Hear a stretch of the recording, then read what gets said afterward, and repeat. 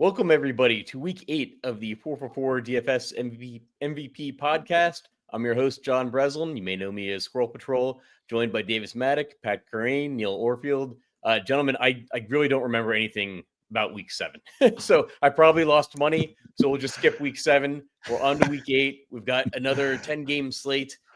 This one's got some big spreads. The Colts in particular are favored by more than 2 touchdowns at this point. Couple other teams at a touchdown spread or half point higher. How's everybody doing? I guess if anybody has anything from week 7, jump in now.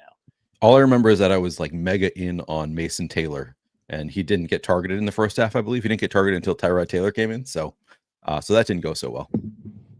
I might have actually, now that you mentioned Mason Taylor, I think I had my best call of the season, because last week on this show we were talking about Justin Fields, and I said if you like Justin Fields in the first half, you're going to love Tyrod Taylor in the second half. And when it happened, the change happened. I should find a clip from that show, and then I did nothing. Pat Davis, how was your week 7? I had a kind of a min cashy type of week, but I had a lineup where I literally didn't play anybody, not a single person in the early slate. And then it was a gigantic stack of the Chargers game. So obviously I had Aranda Gadsden, right? But no, I didn't. I had every single player in that game except Aranda Gadsden, which the lineup did very well, considering it was just one game. If I'd had him, we might have been talking. I had one of my best. It was like top 20 in the red zone, the $50 single entry. And I went back to go look at the team, because I pulled it up in the second half of games, and I was like, I do not remember doing this. And it was literally just the top team that got spit out from my settings on Run the Sims. That's literally all it was. So someone asked me, why did you play J.K. Dobbins? And I didn't have an answer for them. So there's probably a little bit of a lesson in that. The clankers, they're getting good. Play the best play. Yeah. So we're on to week 8. We have 10 games. It's a pretty wide variety of totals. We've got Denver and Dallas at 50.5. But I think the game environments this week are wide open. Like last week, it was a Dallas game, Dallas and Commanders, that I remember it was, the 54.5 point total. So we'll start with you, Neil. Any game environments that are jumping out to you? I mean, the Dallas-Denver game does stand out, even with Denver having kind of a tough defense. Like Dallas is just one of those Coors Field spots where it's the offense is really good, the defense is really bad, just targeting that game environment every week. So yeah, I'll be going back to Dallas-Denver, back to the Dallas game environment once again. The Jets-Bengals looks like it should be good, but we don't really know what it's going to be yet because everybody on the Jets is questionable. So that one could be. I think it will be a good game to target. I just don't know which players it will be that we're targeting yet because everybody is questionable at this point. And then Chicago-Baltimore, I would say, is another one where you can get, players from both sides of the game. Other than those three, I think it's a lot of one-sided stuff where I'm going to really love some players from certain teams. But I think those are the three game environments overall that stand out to me. Pat, anything stand out to you? No, the more I wrote up the Denver-Dallas one, the more because I'm not a big Bo Nix guy, so it's kind of like, this dude can flop anywhere, kind of, he's so inconsistent. Obviously, there's ceiling with Bo Nix too, but Dallas has injuries. It's not just that they're bad, but they've got injuries in the secondary. So this is a really nice spot. And I also was encouraged by the fact that Jackson Dart moved the ball against Denver. Denver plays a lot of man, and the Cowboys are good against man. Not only has Dak been good against man for a while, but he's got the way you beat man is our guys are better than your guys, and their guys are better than your guys. They've got 2 number 1 receivers now, and Denver also blitzes a lot. Dak has been awesome against the blitz his entire career. So it's kind of I think it's an okay matchup for the Cowboys. It's boom bust, but there's still ceiling there. So that's a really good game environment. Yeah, it's a strange week where there's a lot of teams that are really favored by a lot. I think the Colts are still in pretty good position. Even the passing game, I think, could be decent. I think the Patriots are going to be fine here. I'm not that worried about the Browns defense completely shutting them down. The Eagles game I wrote up is one where I'm kind of into the Eagles side, but yeah, like Neil said, it's a little bit more about particular sides I like. I guess I would say that the Bucks and the Saints, like I could see that because of some Bucks injuries. They're probably without Vita Vea. I wouldn't shock me if that game's actually a little bit back and forth. Chicago, Baltimore, dude. I know Baltimore's getting some of That's a good one. players back, but Chicago's defense stinks. Baltimore's defense, even with some of their guys back after the bye, also stinks. I feel like this also maybe has not been made a big enough deal, but the Baltimore Ravens have one win. It's October 24th. They have one win. If you're listening to anything non-fantasy related, right, it's all been you mentioned. hear. Yeah. I mean, I'm just thinking about this game, and I'm like, Harbaugh, like, literally cannot afford to be doing any of this dicking around. Like, we can't be doing like DeAndre Hopkins screens. Justice Hill cannot be in there. Like you lose this game with Lamar back, and like, I don't. What is their does their playoff equity gets like sliced in half? Like you're a 6-point favorite here. You cannot lose this game. And then for the Chicago part, I mean, people are apologizing to Caleb Williams left and right, doubting that Caleb Williams scramble rate still really good. I'll get my flag plant out of the way early here in the program. Colston Loveland is just my stone cold favorite play of the slate. I think this week you can play 2 tight end lineups on DraftKings, not on FanDuel. But there just really is not a way to save money. And you can get like 2 of CMC, Bijan, JT in a lineup together if you do 2 tight end stuff. Cole Kmet, he'll probably get ruled out while we do this show. Has not practiced yet this week with a back injury. Colston Loveland actually, I believe, leads the team in targets per route run because he's barely played. So I'm expecting very big things for him. So Baltimore upcoming schedule, they're playing Chicago this week, then Miami the week after that. Then, upcoming games, they've got Cleveland, the Jets, the Bengals twice. They're still like plus 145 to win the division, despite having one win. Also, the Steelers are total frauds. Like this, that's not a good team. Yeah, they're going to beat Green Bay on Sunday, though. No, come on. They're not. Oh, come on. You guys are old, wizened NFL heads. You know that the Steelers always lose to shitty teams, and then they go up against some team they're not even in the same tier of, and they just easily win. LaFleur going for it last week, I think, is a dude. That was maybe like what the Infinity Stone or whatever. That was insane. That's it. That I think I'm taking that now. Of course, it's nothing. It's some random thing that happened in week 7 that means nothing. But I'm taking it as a change that Matt LaFleur that's the Packers him are winning evolving. the Super Bowl. I don't remember what you're talking about. What was the situation? Where did they go for it? 2 minutes and 30 seconds left. It's like a 4th and 4, and they could have easily kicked a field goal. Like and LaFleur kicks the field goal every single time, right, in his entire life. And he calls a crazy play, like not even like a schemed like Andy Reid style play. He calls like an isolation play to Romeo Doubs, just 1-on-1 against the defender. Doubs has to win his route, wow, a 5-step drop back, and they converted. It was crazy. Very cool. Yeah. Courage. We love to see it. All right. I'm gonna try to be more takey, but I'm gonna say top game environment this week for me actually is Indianapolis facing the Titans. I think indoors environment, Colts have the highest implied point total of the week. You should be thinking about in every lineup like where are the Indianapolis points coming from? Yeah. Now the problem, of course, is that that's the top game environment for me without looking at prices, because there was a good chance it's another Jonathan Taylor 3-touchdown game, and if he only gets the 1 touchdown at his price tag, it probably doesn't help you for DFS. But I think you should be thinking about Daniel Jones. I think you should be thinking about like Tyler Warren, Michael Pittman, and I also think you should be thinking about the Titans are actually the Titans might be a little bit better than we think. They had a pretty tough early season schedule. They fired their coach. So they might, turn things around, keep it within 14.5, which if that keeps Daniel Jones and Jonathan Taylor on the field in the fourth quarter, I think it's a game environment you need to be considering in your lineups. Are you playing any Titans?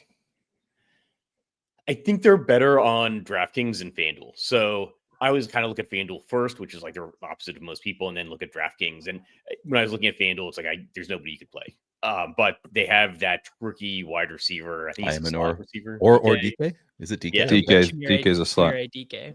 Yeah, 70 yards. He's $3,400. Like that's an affordable price tag. And Tyler Lockett is no longer with us. Or And at least no Ridley's longer- probably not playing. Was it? Ridley's probably out. Yeah. Oh yeah. Ridley's out, so that opens Yeah. up some cheap Titans wide receivers. And they still have that rookie Iomanor. Iomanor, yeah. Imanor, yeah.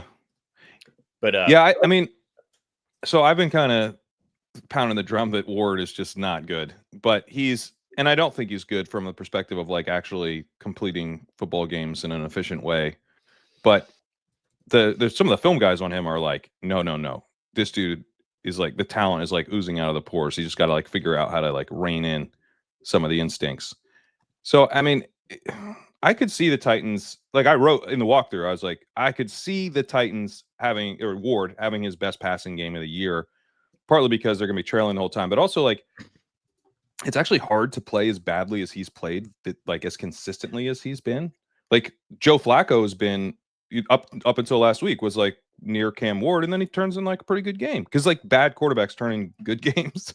So I don't know. I don't want to play Titans, but it wouldn't shock me if he actually had a decent game here, because injuries in the secondary is also a factor for the Colts defense. They've got Travarius Ward on IR now, and the only good corner they've had with Moore and Ward out has been their slot corner. And then when Kenny Moore came back, he played in the slot, and they took the slot corner off the field. Chris Lamons had been playing pretty well. And so now we're very likely to have two outside cornerbacks in Indianapolis who both stink.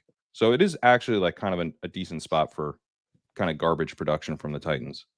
So let's turn to the quarterbacks. Pat, would you consider Daniel Jones or Cam Ward, or where are you looking at the quarterback position this week? So unfortunately, I think Bo Nix is probably the best play. I'm not a huge Knicks guy, but I kept raising him on my ranks as I wrote it up. I do think Daniel Jones is in play. The Colts are going to score a ton of points. I completely agree with you. So you don't have to play that through Taylor.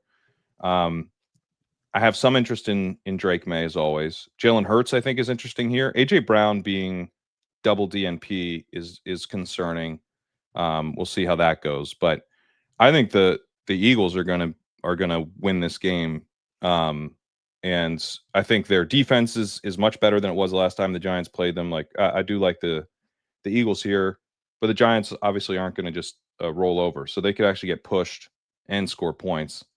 Those would be kind of the main names for me. I guess Lamar Jackson I'd throw out too. I think that's an interesting game environment. I think like Bo Nix is not projecting as well or as highly owned as I would have thought, coming off like a 40-point game facing the Dallas defense at home. Yeah, I guess Davis, what are your thoughts at the quarterback position? I mean, I really would like to play Lamar Jackson. It's going to be very tough to get Lamar lineups with two of Bijan, JT, CMC. Now you can definitely do Lamar Flowers, Lamar Andrews with one of them. So I think that is just an interesting way to approach this slate, because far and away Lamar like has like the best like raw projection, and his stack projections are also really high, like higher than Josh Allen if you run your optimizer stuff with any like stack rules. Like Zay Flowers has got, I mean, I would assume he's 5 points better than every stacking option with Josh Allen. I think it is very much, unfortunately, like Bo Nix is just clearly the best option because everyone gets there against Dallas. Like Mariota not getting there in the middle of the game was like honestly kind of surprising. I thought there was a chance Mariota would come in that game and get like 17 fantasy points in a quarter and a half, just because that's how bad the Dallas defense. You do half a Knicks. Yeah, and then Daniel Jones and Tyler Warren. I mean, it's just a really interesting theory way to play this late because Jonathan Taylor's 9,500 and so owned. If you get 23 from Daniel Jones and 17 from Tyler Warren, and they're just blowing the Titans out, like you are kind of dominating the field there in like smaller stuff. Lottery field, obviously, that's not going to get it done, but in like the smaller stuff, I think that's really strong.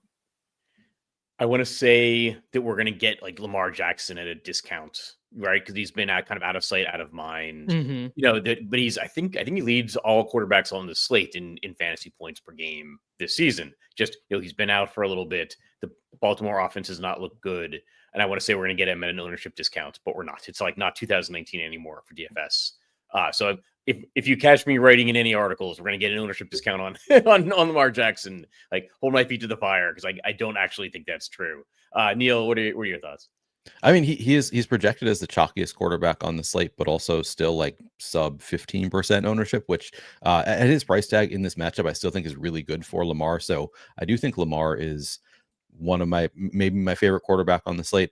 I think this is going to be kind of a spread out slate for him, which I guess that's often the case for me with quarterbacks. But like I see a lot of quarterbacks that I kind of like that I think are pretty interesting. Lamar, Bo Nix, Dak on the other side, I think is pretty strong.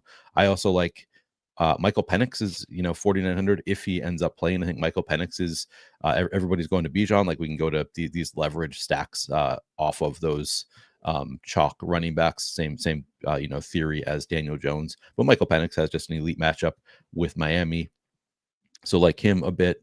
You can always go to some Drake May, although I don't love the matchup with Cleveland, but I think he can get it done against Cleveland. And then Caleb Williams would be the other one that I would call out at 5,600 in that same game environment as Lamar if you need a little price savings there. Did anybody mention Baker Mayfield? And can I get Baker Mayfield playing indoors? I know, no interest? No, I have some interest. Nobody mentioned it, but yeah, that's a good shout out. I could see it for sure. I think he's the guy I'm interested in the most that we didn't cover. Just he always seems to get it done, and he's easy. I think it's easier to stack him. It's like easier to stack almost all of these like passing quarterbacks once the receivers start getting injured, which is the opposite of what you would think. But like, oh, it's going to be Igbuka. Like you stack him with Igbuka and like Tez, maybe Tez Johnson, depending how big the stack you want. You can run it back with like a Rashid Shaheed or questionably Chris Olave. But yeah, I don't know. I think Mayfield's probably the quarterback I like the most that we didn't mention. And I don't know. It's what about Joe Flacco? Probably a DraftKings only play, but Sauce Gardner out for the Jets. Like we're not going to get that many more opportunities to play the Bengals as a favorite team. Just what is his price? 5,400? Yeah. I think it's doable on DraftKings. Any thoughts?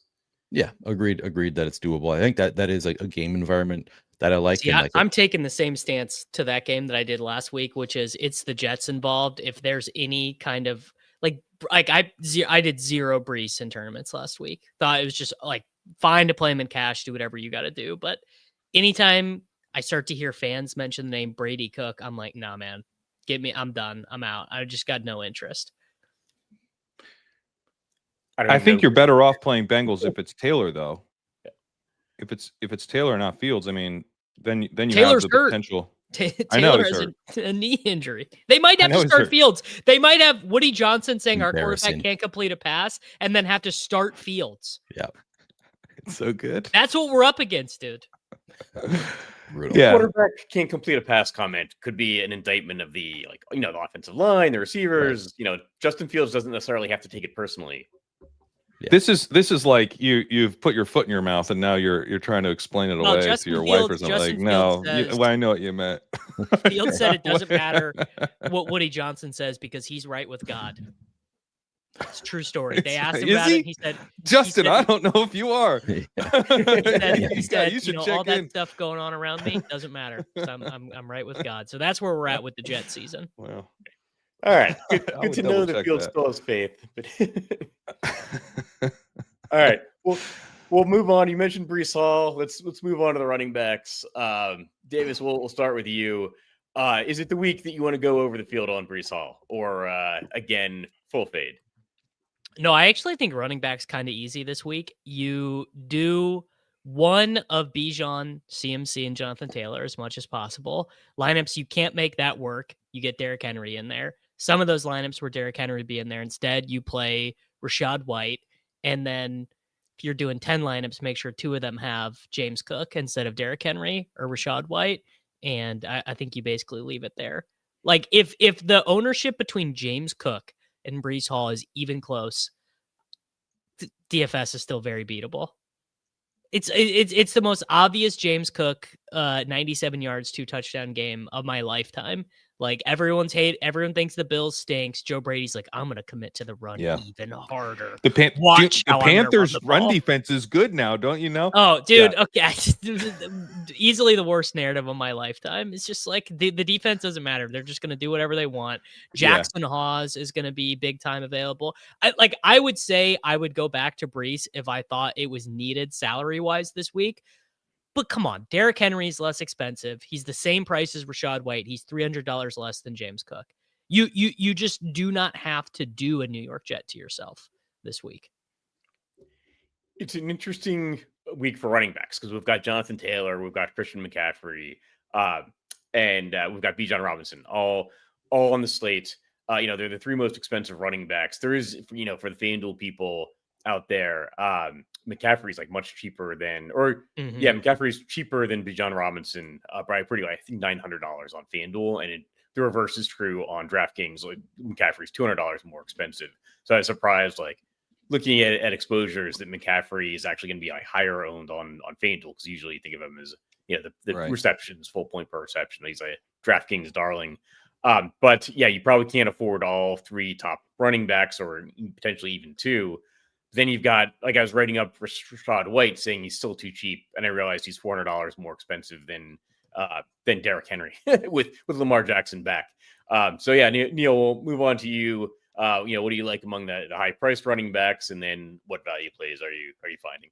I mean, I will be doing a jet to myself. First of all, I think you attack the Cincinnati defense every week. It's worked every week so far. Like, why are we going to stop going against this Bengals defense? If like, regardless of Brees Hall's status, like, I think Brees Hall is talented enough. I get it. It is the Jets, so like I understand the, like, this could be the also week that it doesn't work. I think he really, really is on the trade block. So that, I wonder, like, this injury pops up, it's like they really might just be holding him out to try to trade him. And if he's out, Isaiah Davis is 4,100 as a starting running back against the Bengals. Like, I would just jam that jet. I would do to myself. Yeah. So, so it's just one of those, like, every week I play running backs against the Bengals. So far, it has not failed me. So I think I'm going to continue to do running backs against the Bengals, because I think Brees Hall, like, 6,100 seems inexpensive for Brees Hall. Just, he's taken over this backfield. I get, there is that concern of, like, if he is on the trade block, maybe they don't quite give him quite as much work. But no, I think Brees Hall, if he's healthy, remains a great play. There's still the clear top three, like Taylor, Robinson, McCaffrey. Love the shout of Derrick Henry at 6,000 against Chicago. That looks awesome. James, so you guys aren't buying that Carolina actually has a good run defense? Because I'm like, I actually do think they have good run defense, but I think it doesn't matter like that much if you against Buffalo. Against Buffalo, like, they're going to be able to move the ball on you, one way or another, and I think they're committed to moving the ball on the ground. So the 97 yards and 2 touchdown call is, I think, exactly right. Like, Cook will be fine even if he's not super efficient here. A good run defense only matters if, like, the other team thinks it matters. Offense always has an edge over the defense, even in today's NFL when yards are down and scoring is down. I think the Bills are like, it's going to be frustrating when we're watching the game. Like, if you guys just drop back to pass every time, you'd put up 100. Like, why are you insisting on running the ball? But I think they are going to insist on running the ball to a degree anyway. Yeah. All right. Yeah. I mean, James Cook, I agree, is a strong play here. As far as cheap guys, I mean, I'm going back to J.K. Dobbins again. Just this Dallas matchup so enticing. J.K. Dobbins 5,800. I think they didn't really lean on the run last week at all against the Giants. I think this is an even better matchup, just because you can get it done any way you want against Dallas. So Dobbins 5,800 looks good to me. Algier, if he's healthy, I think is like the rare backup running back that you can do that'll allow you to get to the other expensive guys. He's currently questionable, but 11 carries against Miami goes a long way. So I think Algier is like in play as a backup running back here. That's where we're at with the Dolphins. I mean, they're so bad. Backup running backs against them. Yeah, I mean, kinda, yeah. It's large field tournaments only, to be clear, like only the largest fields. But like, if you're just trying to find value, I think he's like playable. I guess RJ Harvey almost fits kind of the same narrative against Dallas, but sure. I don't think Sean Payton loves him. So he did score a touchdown last game, but that's about it. And then the only other name that I would shout out is Woody Marks. Like, kind of interesting against this beat up Niners defense. So I had 3 names in kind of the like, mid range but somewhat salary saving this week, and you mentioned 2 of them. I was gonna float J.K. Dobbins as a bet on touchdowns, and float Woody Marks as a bet on his role, which was way up last week, and I haven't like seen that much hype about it. I went and checked out what Ben Gretsch had to say. He bought it as a legit increase out of the buy, 63% of snaps, 59% of attempts, 11% of targets. I was like, is this just garbage time usage? But Ben thinks it's legit. So I'm like, okay. I mean, if this is legit, like this is lead back usage now. And he hasn't been good. He's actually been worse than Chubb in efficiency. But that's what we said when he was a prospect. We knew he was going to be bad at this. Yeah, but but he's a good pass catcher. He's a good pass catcher. And he's pretty cheap. He's 5,100, and we might be getting a lead back here against a really, really banged up San Francisco defense. I mean, they had injury. They sustained additional injuries last week, and obviously they're out Fred Warner and Bosa. So this could be a pretty good spot, like a sneaky good spot for the Texans who want to be run first. So I like him. And then the other dude I was going to float is kind of a somewhat salary saver is DeAndre Swift, who I'm kind of into as part of this game environment, as part of the Bears running the ball much more effectively since their bye. Their use of motion is way up. The use of play action is up. I think we're getting more of like the true Ben Johnson offense. And Swift has been good. Swift has a good success rate for the first time in his entire career. He's actually like running downhill, decently.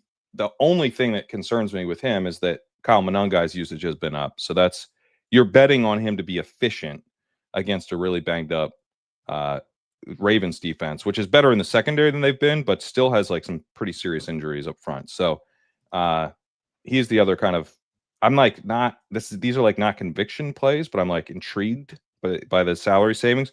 The conviction play for me is Barkley. It's 7,600. Oh, God, I'm doing it. I'm doing it. Man. He gets the Giants again. Giants, yeah. It's the revenge. It's the double revenge. The revenge of the revenge. It's the revenge of the revenge. They got embarrassed. This is the fourth TV. time he's right. This is the fourth time he's played them. Dudes are taking their shirts off. They're getting chants going in the stands after the game. They rubbed this in. Now they get Jalen Carter back, who they didn't have last time. They had Quinyon Mitchell go out with injury during that game. They were on defense really not at full strength. And Dart's so good. I think the Eagles defense is gonna be much better off, keeping this game at the level that the Eagles want. The issue for Barkley last time wasn't that he wasn't efficient against the Giants' run defense, which stinks. It's that he had 12 carries. He only had 12 carries because the game completely got away from the Eagles. So if they're able to actually feed Barkley, he's going to have a really good game. He was the most efficient game he's had this year was against the Giants. He just didn't get any carries. So I'm going back to him. This is maybe the last time, but I'm going back. 68 breakaway yards on the season. No, I know, but no one's into 1,100 breakaway yards last year. He's at home. 1,100. He's a touchdown favorite. He's going against a terrible run defense and a team that embarrassed them 2 weeks ago. This is like the spot. Yeah, this is the spot. He's $1,200 cheaper on FanDuel than his week 1 price. I think it's crazy. Like 500 on DraftKings, but 12. If this hits, it's gonna be the most obvious thing in retrospect. It will. Why don't we just jam Barkley? Right. Yeah. We got a salary savings and ownership savings for a guy who literally won leagues last year, and feels like playing Le'Veon Bell on the Jets to me. He didn't change teams though. This is the team. He's playing the other team. Doesn't feel like the same team. The Jets. It doesn't feel like the same team. And I mean, frankly, I think if you could give Nick Sirianni some Overzet's truth serum, I think he'd be like, this is a nightmare, dude. This is a nightmare that this guy stinks so bad, but we built our whole identity around running the ball. And now he's just DeAndre Swift part 2. Honestly, I would play DeAndre Swift in this spot. So if you feel that way, then yeah, he's a good play. This is a great play. Yeah. Davis, any other thoughts on running back? No, I mean, the Jets is so I'm not coming back from that. I do pretty strongly believe that 2 of the 3 of JT, CMC, and Bijan are going to get like 25, and you're going to feel good about having them in your lineup. And then you're going to be like, wait, actually, they were so expensive. That was actually a killer. One of them is definitely getting like 40 plus, right? The spots are all too good. They are such good individual players. But you know how sometimes you've just seen a situation so often, you've played through it in your mind, and you just kind of get the intuitive gut sense that this has formed a pattern that you've experienced before. That's the feeling that I get here, is I'm just like, everyone's so horny to play these 3 guys, and they're so expensive that like Dalton Schultz and Jalen Knoll are going to be 17% owned this week because people are so hyped to play these guys. And then you look at your lineup and you're like, oh, I scored 98 points. Yeah. You get 25 from the 2 guys and you scored 98 points. Yeah. That's great. really my only structural thought. Jonathan Taylor minus 450 for anytime touchdown. He's plus 125 for 2 touchdowns. I was gonna say he God. and Bijan on underdog. You can take them lower than 1.5 touchdowns. I've never seen that offered before in an NFL game. You can say this guy only scores once. Crazy. That's fun. But we've named a lot of like mid-range running backs, right? Like there's a lot of playable guys. Yeah, Derrick Henry is like almost half the price of Jonathan Taylor. That's maybe the math there isn't quite right. About 50% less. The thing with the Ravens is we're talking about how they have to win this game. Like, I think from our perspective, it's like, well, that's really good for Lamar. You know, he's coming back. They're going to obviously, like, he completely changes the team. But when they win, when they're ahead, they do ride Henry. You know, that's kind of their typical way. So I'm curious, like, I don't know how this version of the Ravens views the situation ahead of them. Like, we have to win every single game. Like, what that's going to do to their strategy, because their defense sucks. So, like, I think what they should do is be like, Lamar, we need you to score 30 points every week. But the old Ravens that actually had a defense, this would be like the jam of jams for Derrick Henry. So maybe they just play like they normally play, in which case Henry's going to smash here. I'll give my official take as of Friday afternoon. I think that the top, the 3 running backs we're all talking about: Christian McCaffrey, 6 receptions in every game so far this season. Jonathan Taylor, the 14.5-point favorite. And you've got Bijan Robinson going against the Miami rush defense. It looks like the Carolina rush defense from the past 2 seasons. I think my top 2 highest owned running backs are going to be Derrick Henry and Rashad White, despite those 3. So that's my take as of Friday afternoon. But we'll move on to the wide receivers. Davis, we'll start with you. It seems like a pretty wide open position this week. There's probably, if you're going to be getting to the expensive running backs, you're going to have to play some value wide receivers. What are your thoughts? My thoughts are, whoever wins the stupid $1 million this week will have picked correctly between Marvin Mims, Troy Franklin, and Rashid Shaheed. Whichever one of those guys converts their 57-yard air yard target into a long touchdown, you'll be really happy to have them. Whichever one gets 2 catches for 42 yards, no touchdowns, while their teammate scores, you'll be really bummed out to have them. I like all of them. I don't do MME anymore, but if I did, I would maybe even make a min 1 rule for those 3 guys: Mims, Shaheed, Franklin. And I've got a no ball take that is not currently being reflected by the projections, though this might be the thing that gets updated. Teteroy McMillan is going to have a renaissance game with Andy Dalton as his quarterback. The same way we saw Flacco come in and change everything for the Bengals, the same way we saw Rodgers come in for the Steelers, and like all of a sudden everyone looks really good and Pat Freiermuth has 30-point games. The same way Andy Dalton came into this offense last year against the Raiders and did this. Just the ability to not be afraid of the cover 2 and to just be like, all right, well, that guy's going to go get it. Andy Dalton has spent his entire career saying, all right, go get it, and just living with the consequences of that decision. I think $5,700 DraftKings Teteroy McMillan is like a stone jam this week against the Bills. I love the quarterbacks that come in and just have nothing to lose, like Joe Flacco. Andy Dalton, like, what do I care if I throw an interception? What's Andy Dalton doing checking down at this day and age, man? Come on, go spend time with your family if you're gonna check it down to Chuba Hubbard. Neil, your thoughts on the wide receivers? Yeah, I like that Tetaroa McMillan call. I'll play some of that. I think, Drake London, fairly chalky. I think looks like good chalk. Zay Flowers, clearly too cheap. I'm looking at the chalk guys right now, but they obviously stand out. I'll probably be underweight on Jamar Chase if he's going to be north of 30% owned. But tough to argue with how good Joe Flacco has been playing. Obviously, I'll have some of those stacks. Egbuka going to look good if he is healthy. As far as like lower owned plays, love the shout of the Denver receivers. I think Mims and Franklin, both pretty strong plays here at really low ownership in a great game environment. Rome looks pretty good to me at 6,300. Yeah. Just again, a strong game environment I there. was gonna ask you guys about Rome because he's had like 2 pretty bad games in a row. You guys had any thoughts? I actually, so on that Go note, just before we start, I just want to like add to that.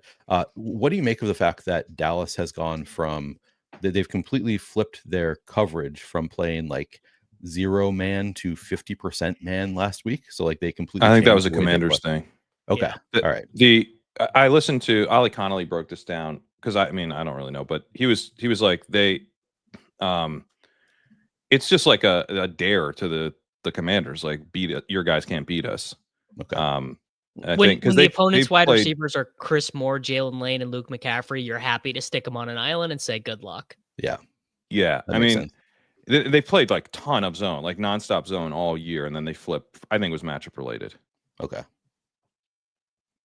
Sorry, that I just want to interject that. And then what was Davis's question again? I was going to jump in on Rome. Rome. Yeah. Right. What's the deal? What's your interpretation of the Rome data?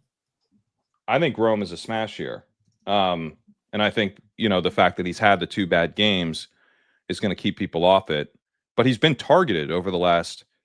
He had a 17% targets per out running against the Commanders and 22% against the Saints. He had an 8 out of 21.4 and then 14.3. So it's like, Rome Odunze, he's not exactly the same type of player, but he's like similar to Terry McLaurin in that he's like the primary deep threat and also the primary receiver, so he's going to be, or maybe like a Pickens, right? It's like back when he was with the Steelers, but you're looking at a guy who's going to be maybe a little bit boom bust, but the point of the downfield attack is Rome Odunze, and he's in a spot now where he's going to get a good amount of man coverage. We're going to see a bunch of play action here. Ravens have been terrible against play action. Rome is their go-to guy on play action. He's their go-to guy against man. And the Ravens do not have a pass rush, and they're having trouble getting to people with the blitz. So you're going to have time to throw as well. I looked at, it's a very small sample, just 22 routes. But Caleb Williams has had 22 routes with Odunze on the field with 2.5 seconds, more than 2.5 seconds to throw against man. And Odunze has a 46% targets per out run, a 17.3 ADOT, and 5.14 yards per out run on that sample. Like, if you give him time to throw against man coverage, he's going to Odunze, and he's going deep to Odunze. So I think this could be a really fun game for him.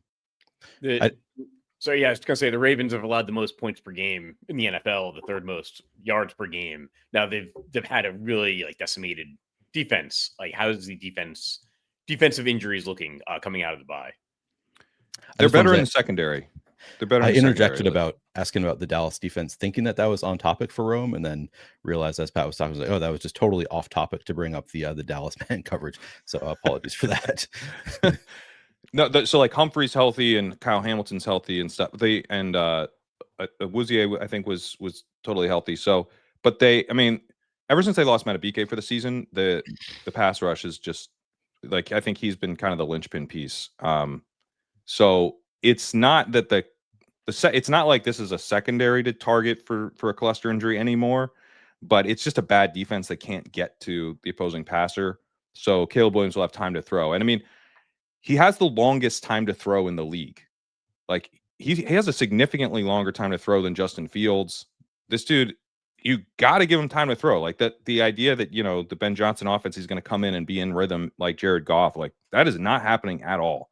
He's big game hunting downfield still. Like, he's still Caleb Williams, the guy we saw last year.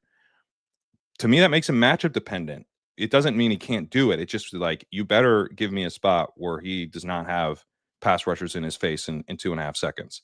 And this is that spot. So I like Caleb Williams here, and I like Roma Dunze. And I think it's one of the reasons I like Lamar. Apologizing to Caleb Williams? No, I think I'm 100% right on Caleb. Caleb Williams, first of all, he can fall flat on his face in any matchup because he's inconsistent. He's extremely inconsistent play to play and week to week. And he holds on to the ball way too long, and he takes sacks.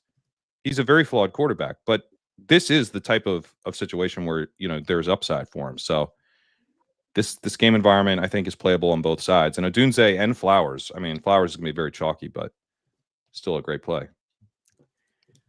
I want to throw in just a few more cheap guys for large field tournaments.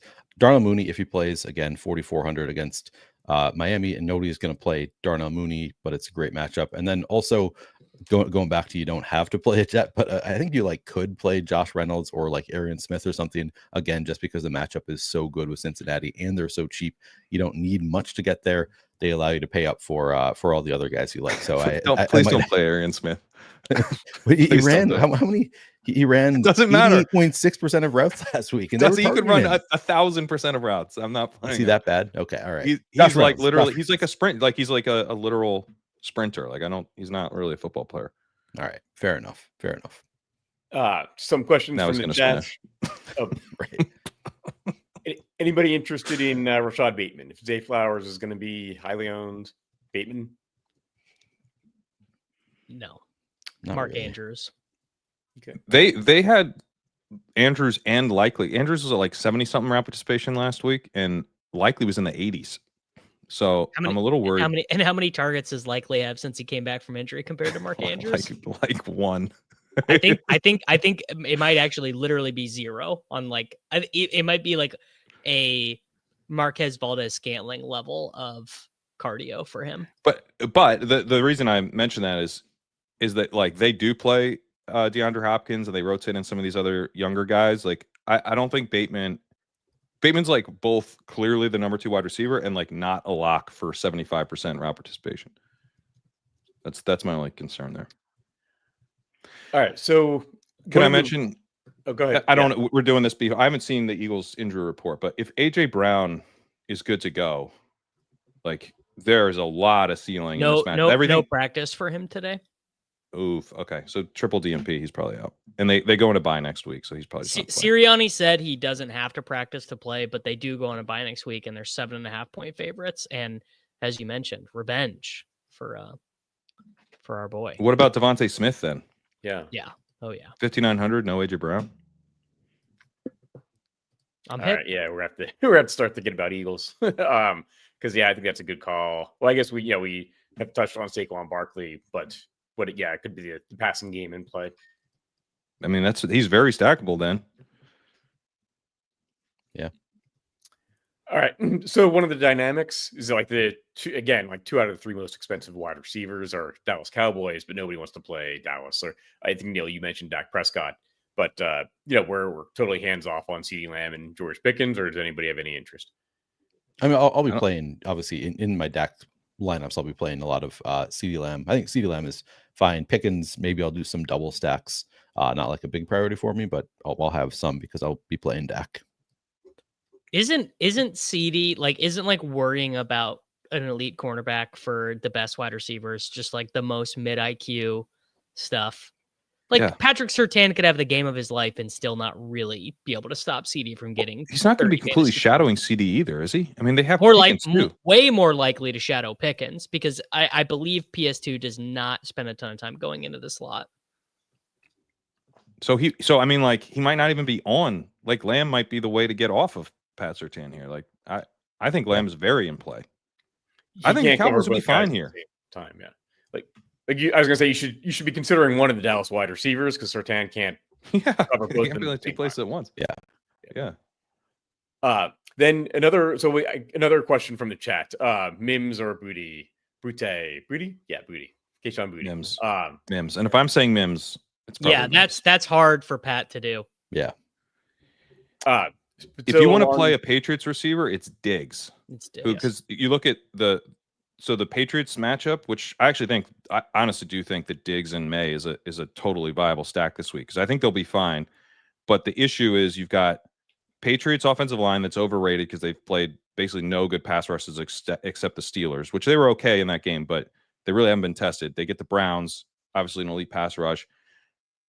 Opponents are getting the ball out on the Browns. Like the difference in time to throw against the Browns compared to the rest of the league is wider than the gap between Trevor Lawrence's time to throw and Dylan Gabriel's, or Trevor Lawrence's and Aaron Rodgers. Like it is like you have to go to the quick game because you can't run on the Browns either. And the Patriots definitely can't run on the Browns because the running game is like the worst in the league. So the path forward here is very clearly getting like back foot, ball out, which really hurts Booty.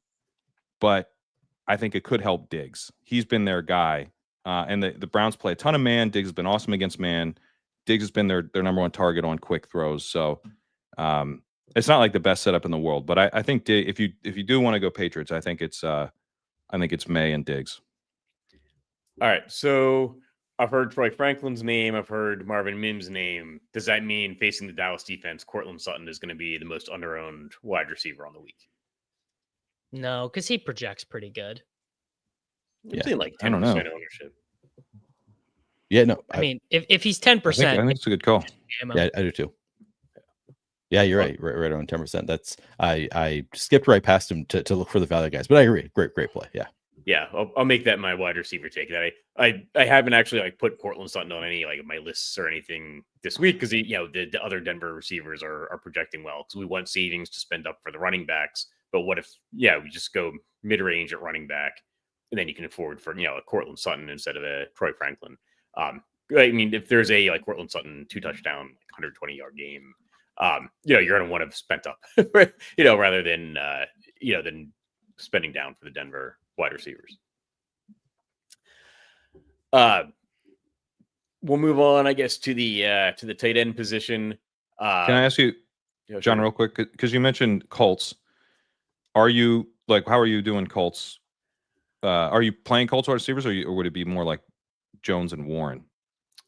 So I do think that like pairing Daniel Jones with Tyler Warren is a like good way to go in terms of like a skinny stack, and then you have enough roster spots to like stack another game with 3 or 4 players, and you're not necessarily like losing a lot at the tight end position, right? Like Tyler Warren's going to put up some points most likely, so it's a low opportunity cost to like get a part of if Daniel Jones gets like 2 rushing touchdowns and Tyler Warren gets like 8 receptions, you're still doing okay, right? Like I think among the Colts wide receivers, I'll definitely like have Michael Pittman probably as like one of my top 10 wide receivers. I don't know exactly what's going on with Josh Downs. He's back. Cleared concussion protocol.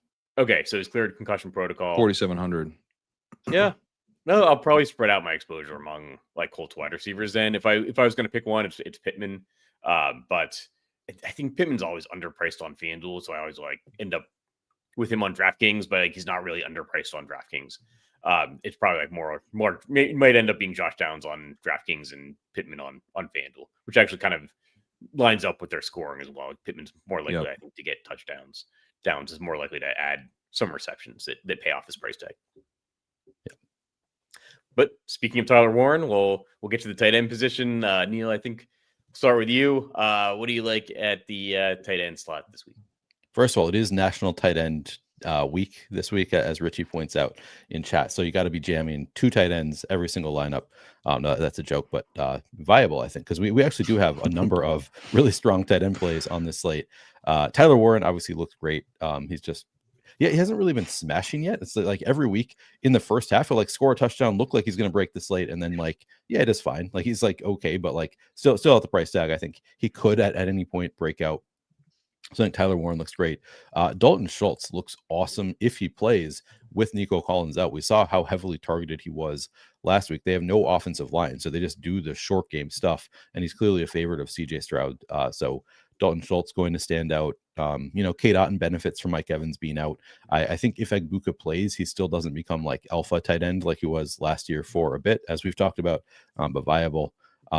Kittle at 4,500 looks okay. I guess I'm going to name a lot, but I'll just name a couple more that I really have some love for at lower ownership. Kyle Pitts, 3,900. I think Kyle Pitts is just good now. Like I think he's like kind of what we thought he was going to be coming into the league. That's what it looks like right now. He's to me. more like he's in like the you don't second remember what phase we of his thought. career. We thought Yeah. absurd I mean, things. we thought he was a Ron We thought he was a Ron Gadsden. Yeah, There you go. that is fair. That is fair. So he's maybe not quite there, but like he clearly has a connection with Michael Penix. Michael Penix loves him. He looks healthy now. He's been playing well, and now he gets Miami. So I'm interested in Kyle Pitts. And then again, I will be going back to Mason Taylor if he plays. He is currently questionable, but against Cincinnati, just tight ends against Cincinnati, always a smash. Even a better spot than last week. Maybe they can move the ball against Cincinnati. So I'll be going back to Mason Taylor as well. Every single Jet is questionable. Now you mentioned Mason Taylor being questionable. Maybe Isaiah Davis is the last man standing. I guess like Josh. Arian Smith, maybe. I don't know. Every single Jet is questionable. But moving on, to continuing with the tight ends. Pat, any thoughts on tight ends? Yeah, Dalton Schultz is a great call. He's so cheap at 3,300. It's like they have to go to him. The 49ers are so banged up on defense. I'll throw out. I mean, did you mention George Kittle? Yeah. 4,500 on DraftKings. I'm pretty into that. Obviously, he didn't like have a catch, but or target. So that's not ideal. But like he was out there in the run game, like making his presence felt, doing all the Kittle stuff. He's back. It's like this guy. We're not used to it because he hasn't played in a while, but this is what he does. He's very boom bust, but the booms are worth it. So I'm interested in Kittle. I think I'm not scared off by the 0. Hunter Henry, again, I think the Patriots are actually somewhat viable here. Harold Fannin, my guy. I don't know if Njoku's going to play, but I mean, if he doesn't play, he's clearly just going to get a ton of targets. And then even if Njoku does play, he's dealing with, he like dislocated his knee, like, right? Or hyperextended, not dislocated, my bad. Hyperextended his knee. So he might not be at 100% a couple weeks later. So I still like Fannin a decent amount. I don't know if I have the heart to go to Mason Taylor at less than 100%. I mean, the Jets, like, I'm kind of more on the Davis side where it's like, if we get cheap Isaiah Davis, sure. I probably talk myself into Brees because I'm a huge Brees guy, but the Jets are just the morale here.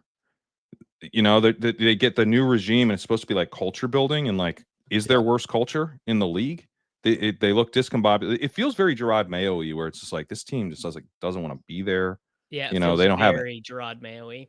I think Glenn's one and done. Like this is not. Yeah, so I mean, I'm just worried about this team's like fight at this point. Fair. The Vikings, by the way, are right there with them as far as just looking like they're just not a real NFL team right now, which I'm very sad to say. Yeah. Davis, you gave us Colston Loveland early in the show. I actually really like that play because the Bears need to make him look good to kind of justify the draft capital they've invested in him, picking him over Tyler Warren. Do you have any other off the radar tight end plays for us this week? No, I mean, I actually don't think Kittle will end up being too on the radar, which is really, I mean, he's $4,500 George Kittle. I do like Tyler Warren just in the sense that he's like awesome leverage off of Jonathan Taylor. Like I like Kyle Pitts because he's leverage off Bijan. I like Kittle because he's leverage off McCaffrey. Like I'm thinking a lot about that this week. Like those guys are all so expensive.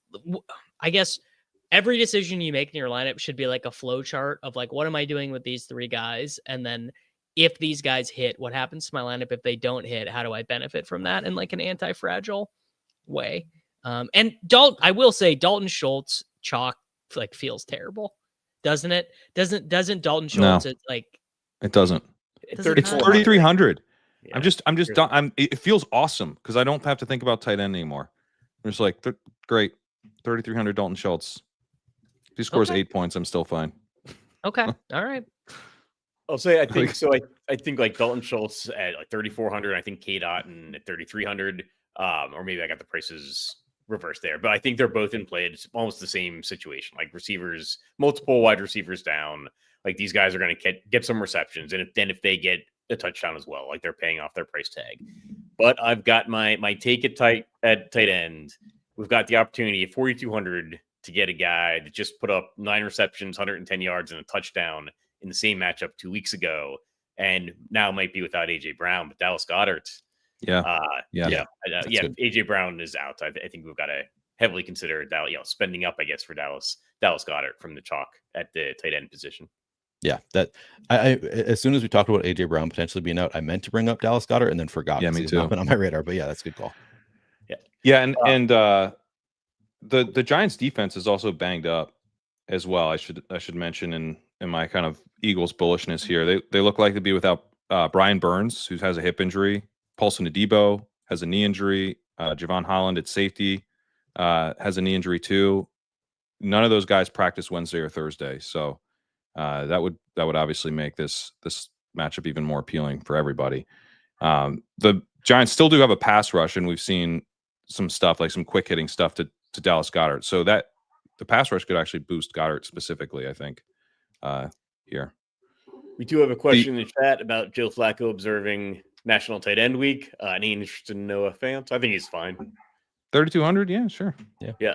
I mean, I think those cheap tight ends you can always pair with your quarterback. I don't know if I'd be like sticking Noah Fant into a bunch of non-Joe Flacco lineups, but I think he's right up there as a value play at the tight end position. Is likely playable at 20? Is this say 2,600? Yeah. Is that right? Yeah. Do you like guys who don't get targeted, Pat? I like guys who run routes, Neil. Fair enough. I thought you touted Aaron. That is kind of my thing. Yeah. You're right. Very, very much a Neil play. Yeah. No, he's in play. It's a nice matchup, clearly. I think those are all the things that I like. Run routes in a nice matchup. That's usually what I play. Yeah, isn't this your corner? Yeah. You're getting some Zay Flowers leverage as well with Isaiah Likely, and then leverage off the leverage of the people are playing Mark Andrews. But I'd probably stick keep Likely in line Lamar Jackson lineups. Yeah, I agree. I think with Lamar Jackson, but he's worth mentioning, I think. Yeah. All right. Any closing thoughts for the week? Any names that you got to get out there? Can't end the show without mentioning. All right. Just one. I got one other thing. I don't like any stacks this week. Like Lamar, Flowers, sure. I think you can kind of just play like some naked quarterback, like Knicks with none of his teammates. Like it doesn't feel like a big stacking week. Maybe I'm wrong. I don't know.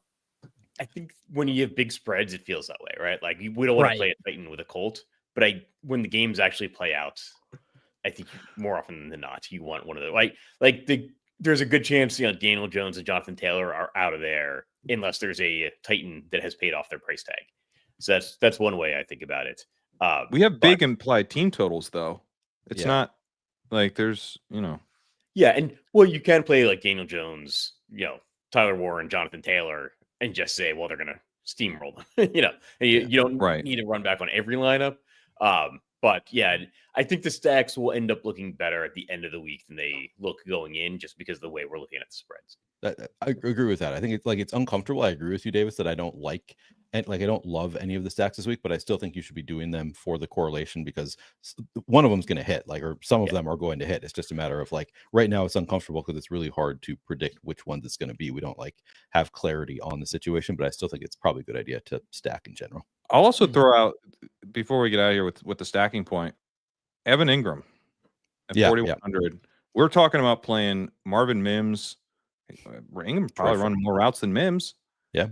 And he, it's not the gadgety stuff where it's literally designed for Ingram in the same way where Mims gets that stuff. But, he can draw targets and he draws, kind of the classic underneath PPR stuff. So you want it on DraftKings. But I think Knicks, Ingram, Sutton might just be the way to play it. If you're playing a halftime player, put him at tight end and then play the number one receiver. So and then the Eagles stuff that's opening up. I mean, I think doubles there are in play. I've kind of quietly been touting Drake May doubles the whole time. So I think Lamar is stackable. I think Caleb Williams, we talked about Odunze, and Loveland, you could double stack him. So there's a couple interesting double stacks where you get the tight end involved. The Lamar Flowers likely, I'd be into that. So yeah, I think less into the bringbacks and kind of the big game stacks this week, but I think there's some interesting doubles. All right. That'll do it for this week. Hope to see everybody at the top of the leaderboards, and we will catch you all next week.